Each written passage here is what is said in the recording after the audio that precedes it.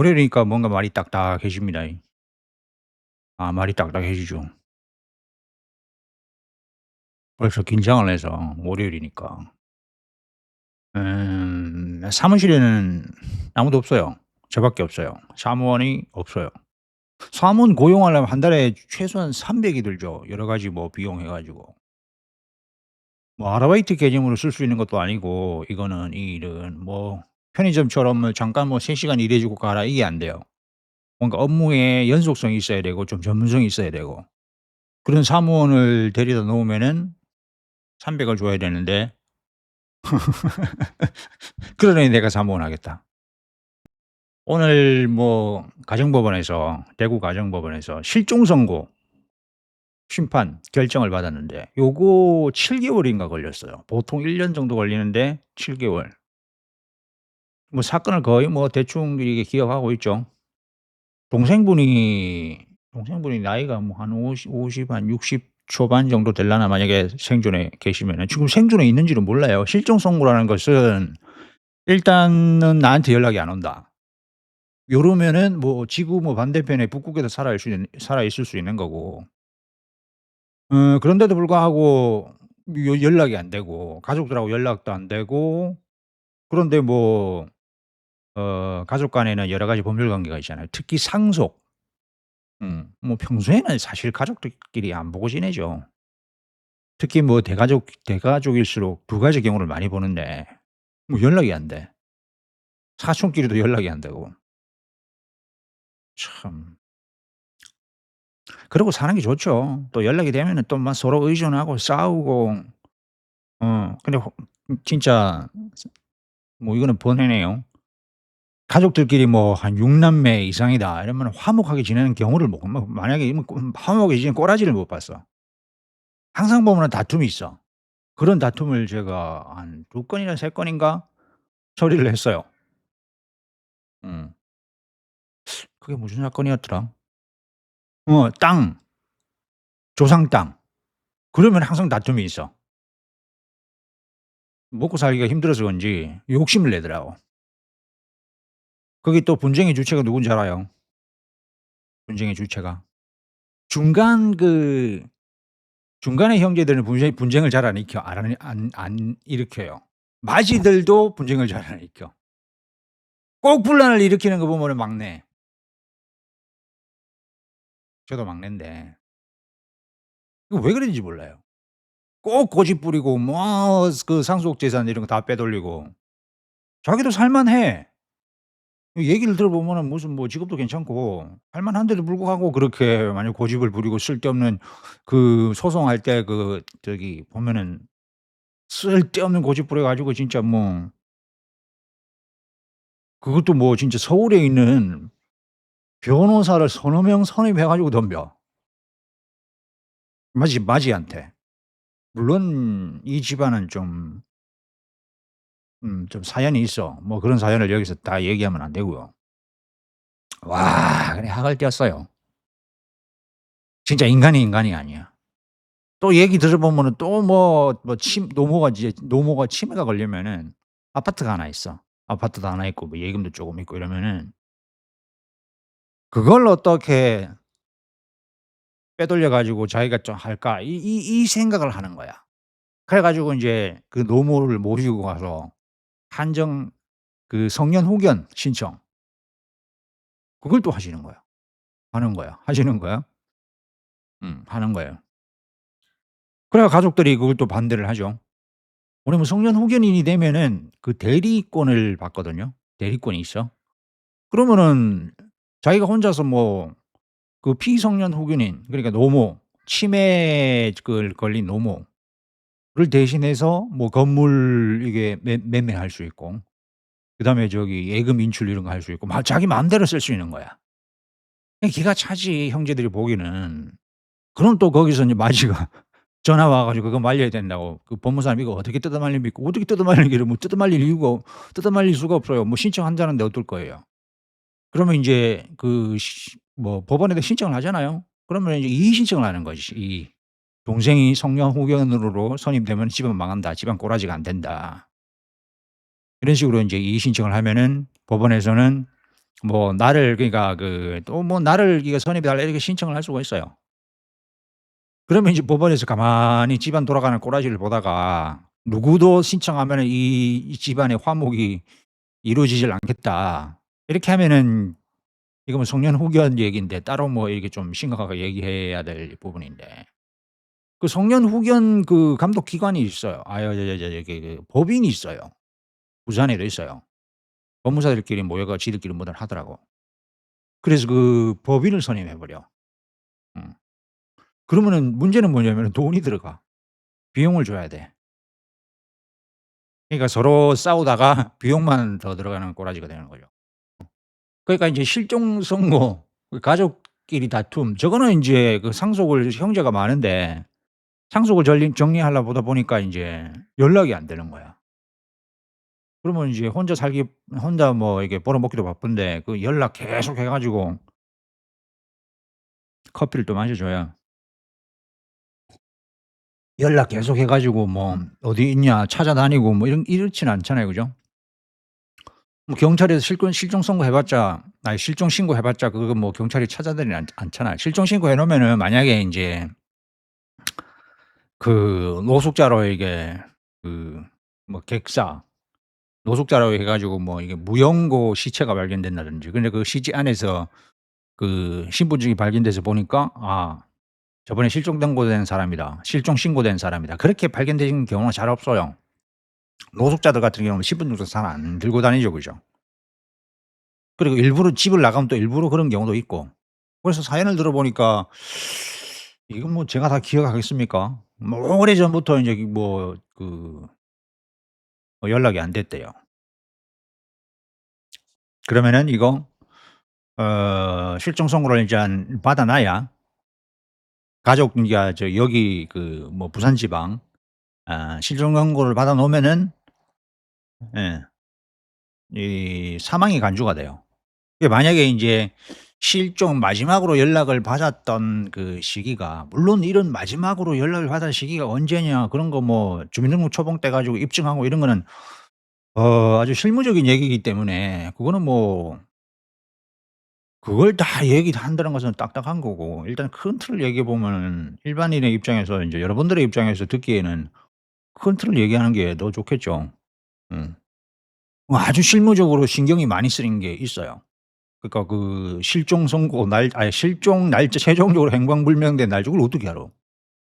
15년 전에 뭐 연락이 두절됐다. 그걸 갖다가 법원에서 지정을 그럼 짜증이 확 나. 지가 한번 해 보지. 최대한 그 서류를 가지고 이렇게 지정을 하면 돼요. "그날 이후로 못 봤다." 뭐 아니면 뭐 그날 뭐 이게 관공서에 있는 서류라든지 이런 걸 갖다가 주민등록 초본 때려면은 인제 언제 주민등록을 살아 있으면 주민등록을 이전했을 거 아니에요. 그죠? 그 마지막으로 주민등록 이전한 날짜랑 그다음에 인제 그 실종 그때 이쯤에부터 이제 연락이 안 되고 집에 오지도 않고 어 뭐 찾아가 봐도 뭐 이사 가 버렸고 뭐 그때다. 그러면은 그 시기를 실종 선고 시기로 보면 되거든요. 그래서 만약에 인제 2000 년대부터 연락이 안 됐다. 그래도 그죠 26년 전이네요. 그죠? 2000년 같으면 엊그제 같은데. 그 월드컵 2002년 그 신림동에 있었는데. 그러면은 5년 후에 실종 사망 시 이거 확정증명 신청을 해야 되는데 실종 선고에 대해서 아까 말했듯이 확정증명 신청이 전에는 아니지. 요즘에 이제 전자소송으로 다 바뀌었잖아요. 그래서 확정증명 신청이 전자로 되는 줄 알았는데 전자로 되는 줄 알고 인제 들어가서 하려니까 서류로 하라는 거라. 서류를 하면 직접 가야 되는데 그건 아니고 인제 등기 우편으로 보내면 돼요. 반송 봉투랑 그리고 신청서랑 신청을 하면 꼭 500 원의 인지를 붙여야 되거든요. 500 원의 인지랑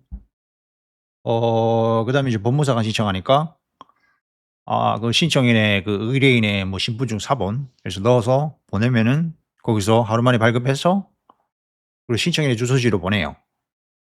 그리고 인제 제가 인제 요 신청서 요 봉투에다가 윤은총 법무사에게 봉투에다가 넣어서 보내는 거죠. 이것도 귀찮다. 참 이게 이런 거 사무원 팍팍 시키면 되는데 사무원 쓰려면은 아까도 얘기했지만 300만 원이 든다. 돈 없다. 그래서 인제 옛날에 그 저기 그 법무사 실무를 배울 때는 거의 이런 걸 배우는 거죠. 여기 뭐 이게 반송 봉투 여기 주소 써 가지고 우체국에 가 가지고 인제 여기 등기 그거 요금 내고 미리 내고 요거 붙여서 하면은 거기 민원과 가면은 이런 것만 발급하는 사람이 있어요. 그래서 요거 인제 적어 가지고 아까 인제 실종 선고 그 심판 결정문 받았다 그랬잖아요. 그래 그거 내일 오시라 해서 드리고 그다음에 저걸 일단 신고를 해야 되거든요.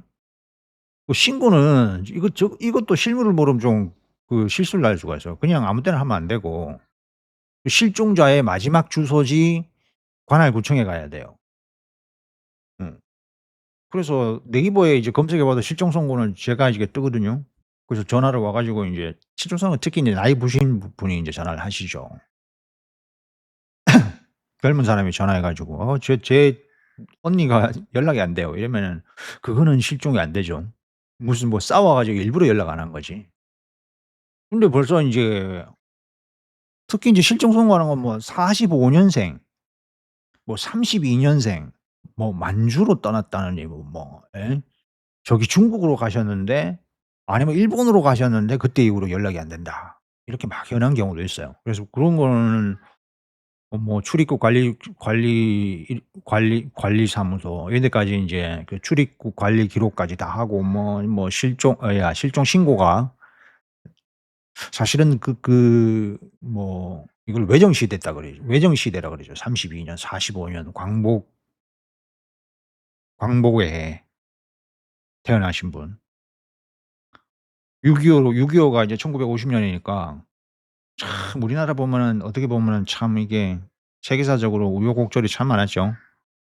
그러니까 인제 그런 데서 실종국에 많은 거라 좀 그런 사태에 연루가 된다든지 이러면은 그래서 들어보면은 그때 6.25 사번 때 무슨 뭐 만주로 갔다느니 저기 뭐 중국 저쪽으로 뭐 갔다느니 이런 얘기가 있잖아요. 그죠? 뭐 독립운동을 했다느니. 그래서 인제 그러면은 인제 그런 사연을 써 가지고 그거는 막연하잖아요. 어떻게 할 수가 없어. 어떻게 아까 그분처럼 58 년생이면은 전혀 뭐 그런 데 관련이 없잖아요. 일반적으로 인제 생활하다가 뭐 됐다 이러면은 저런 분들 같은 경우는 인제 그걸 많이 해. 뭘 많이 하냐면 싹 다 뒤져. 그러니까 뭐 휴대폰 개설했는지 안 했는지, 그다음에 병원에 갔는지 안 했는지, 건강보험공단 있죠. 그죠? 거기서 병원 기록까지 다 뒤져요. 뭐 살아있다면 휴대폰은 있을 거니까 우리나라 사람 휴대폰 없는 사람 없으니까. 그래도 뭐 통신사에다가 다 이렇게 사실 조회 회신을 법원에서 알아서 보내. 잘해 주는 거지. 음. 열심히 노력하시는 거지. 그리고 경찰서에 다 연락해 가지고 무연고 사망자가 없는지 그것도 확인하고 아까도 얘기했지만 출입국 관리局뭐 밖으로 나가시지 않았는지 이렇게 해서 확인할 수 있는 기관에는 다 모두 다 확인한 다음에 이렇게 해요. 좀 어떻게 보면 58년 개띠가 그렇게 뭐 완전히 뭐 꼬부랑 할아버지 아니고 '당연히 사망하실 것이다.' 이렇게 추측을 가는 거 아니잖아요. 아직까지 활동을 할 수도 있으니까. 그러니까 그런데도 불구하고 시간이 좀 짧게 나와요. 보통 한 1년 반 정도는 걸리는데 그런 거 뭐 설명해 봤자 뭐 그렇잖아요. 그러면은 저게 인제 저분이 인제 사망 간주로 된단 말이죠. 저기 심판서가 있는데 2007년 2012년 10 월경에 사망한 걸로 됐다. 예. 그러면 이제 그걸 기준으로 상속 관계가 되는 거죠. 그래서 인제 실종 선고 이건 좀 지루한 얘기가 되려나? 실종 선고 인제 신청하시는 분들은 누가 돌아가시고 그러니까 인제 이건 뭐 불행한 얘기지만은 아들이 실종되고 그 위에 부모가 아직까지 살아 계시다가 이게 사망하시는 거예요. 그러면 사망했으니까 아들로 이게 상속이 내려가잖아요. 그런데 아들이 상속인이 됐는데 우리 연락할 길이 없어. 그럼 만약에 인제 아파트가 하나 있었다. 뭐 토지가 하나 있었다. 그러면은 인제 권리를 마음대로 뺏을 수 있는 거는 없죠. 그럼 두 가지 뭐 복잡한데 어쨌든 간에 인제 그 아파트가 내려 상속이 되면은 그 상속인 의사에 따라서 인제 그 뭐 분할을 하든지 뭐 예? 매도를 하든지 이렇게 해야 되잖아요. 그런데 연락이 안 되는데. 뭐 서류 같은 거 뗄 수도 없어요. 요즘 같은 경우는 개인정보가 보호가 철저하기 때문에 당사자가 아니면은 못 떼는 서류가 수두룩해요.